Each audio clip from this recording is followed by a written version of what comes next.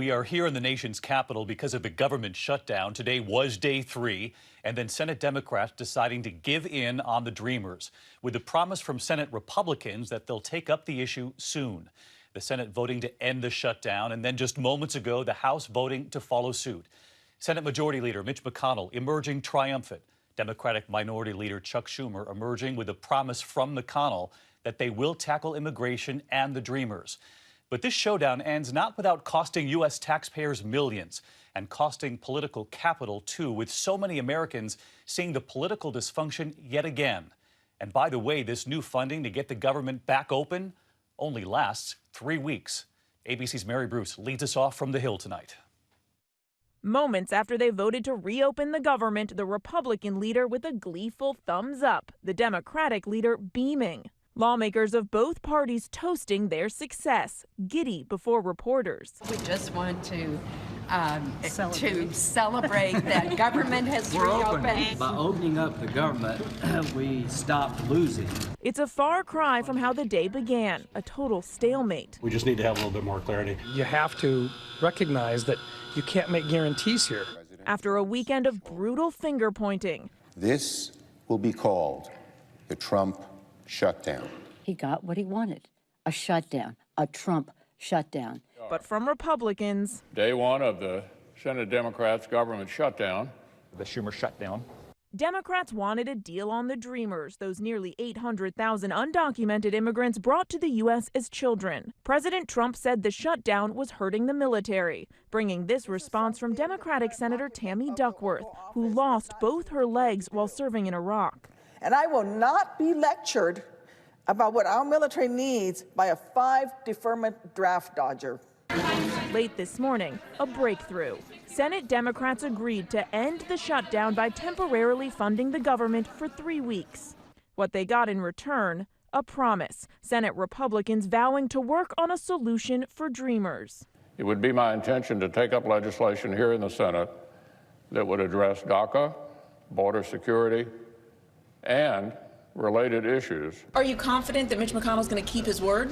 McConnell made a pledge in front of the world, so we're counting on him, and I think he will. I hope he will. A lot of what comes next depends on President Trump. Back in 2013, he said it was a president's job to lead negotiations in a shutdown. Well, very simply, you have to get everybody in a room. You have to be a leader. The president has to lead. You have to be nice and be angry and be wild and cajole and do all sorts of things, but you have to get a deal. But Trump was relatively absent from negotiations, the White House releasing this photo of him working the phones at an empty desk. But he didn't make a single call this weekend to Democrats.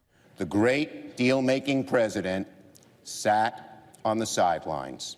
But the White House today sounded satisfied. What the president did clearly worked. The vote just came in 81-18. I would say that those numbers are much more in the president's favor than in Senator Schumer's favor. The question now is another shutdown looming in just 3 weeks.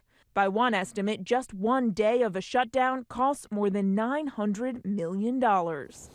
So let's get to Mary Bruce. She's live on the Hill tonight. And Mary, Senate Republican leader Mitch McConnell promising Democrats that they will tackle the Dreamer issue. Nearly 800,000 young, undocumented immigrants brought here by their parents. But tonight, House Speaker Paul Ryan making no such pledge with that March deadline approaching. And David, that's why the pressure is on to act. If no deal is reached by March 5th, those Dreamers could face deportation. It's also why this is such a political gamble for Democrats. They took a stand here, shutting down the government over Dreamers, and it is unclear if they're ultimately going to get what they want. We're told Schumer's message tonight to disappointed Democrats: you have to play the hand you're dealt. It is what it is. David. Mary Bruce leading us off again tonight. Mary, thank you. We do have one more question on this, so let's get right to our chief White House correspondent, Jonathan Karl, with us live tonight, because, John, so much attention was paid to that meeting between President Trump and Democrat Chuck Schumer. Schumer emerged saying that they had made some progress, but then a shutdown and no deal on the Dreamers. And today, Sarah Sanders reading that statement from the president saying, quote, once the government is funded, we will work to resolve unfair, illegal immigration. We will make a long-term deal on immigrants if and only if it's good for our country. And, John, many took note that there was no specific mention of the Dreamers in that statement. No mention of the Dreamers, David, but very shortly after the impasse over the shutdown ended, the president met here at the White House with moderate Democratic senators Joe Manchin and Doug Jones, where I am told he said that he is committed to getting a deal to protect the Dreamers. Of course, he wants money for his border wall as part of that agreement, but make no mistake, there is no deal on the Dreamers without the active involvement and leadership from the president. White House officials tell me they believe it will be done. They say the president's committed to it, that the differences between the two sides aren't that big. But David, after this shutdown fiasco, the level of trust between the two sides is virtually zero. Yeah, no question about that. John Carl with new reporting on that meeting with the president a short time ago.